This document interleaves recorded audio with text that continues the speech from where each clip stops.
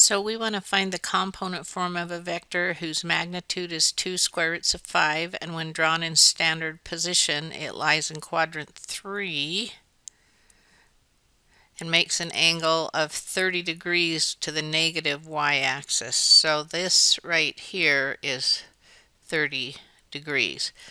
Okay, and we do know the length of this vector as well. The length of this vector is 2 square roots of 5. All right, so what we want to know is we want it broken down in its components, its x and its y there. So the first thing that I'm going to do is figure out the angle. How far is it around to here? Well, we know all the way around to the negative y-axis is 270, so 270 minus 30 will give us the angle 240 degrees. So now we can easily do cosine of 240 is going to be adjacent over hypotenuse. So we'll put the 2 square root of 5 over here and we'll have our x, and similarly sine of 240 is going to be opposite over hypotenuse, and then again we'll multiply the 2 square roots of 5 over here.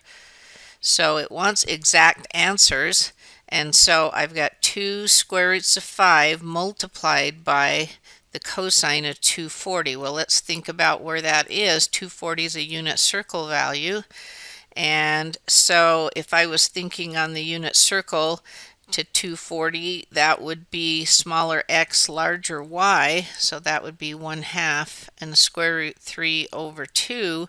But in quadrant 3, both x's and y's are negative.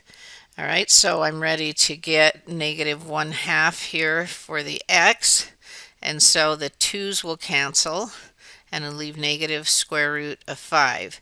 Now when I do the y, then I have 2 square roots of 5 multiplied by the sine of 240. That's negative square root 3 over 2.